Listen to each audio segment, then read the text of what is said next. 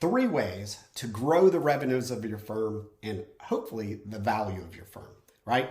There are 3 ways available to most law firms to grow their revenues. First one is to grow your marketing, right? Do organic marketing, spend more on marketing, one client at a time, right? One client at a time is how we can grow our firm.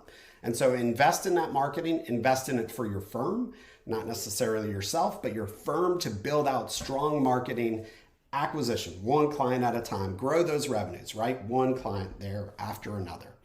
You could also add new services or practice areas, existing client base that may need other services, whether those are within your practice areas or they'd be new ones, kind of like a transactional lawyer offering litigation now, like building those different things out can also grow your revenues. The third piece, acquisition. If you really want to jump those revenues and jump those growth, consider acquisition of a firm, of a practice area, of a retiring attorney, those different things that could really jump, not one client at a time, but a bunch of clients at a time, like merger, partnership, those different things kind of bring together.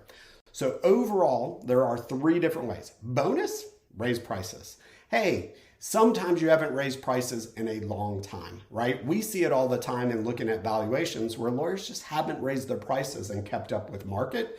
Raising your prices will grow your revenues, probably increase your margins, right? From that standpoint, everything else. So consider these factors to hopefully raise your revenues, overall increase the value of your firm, and when you're ready to sell, you'll have a better financial structure than what you had before. Tom Lenfestey with the Law Practice Exchange. Thanks so much for listening. Give us a follow or a like as we talk about buying, selling, and valuing law firms in the marketplace. Thanks so much.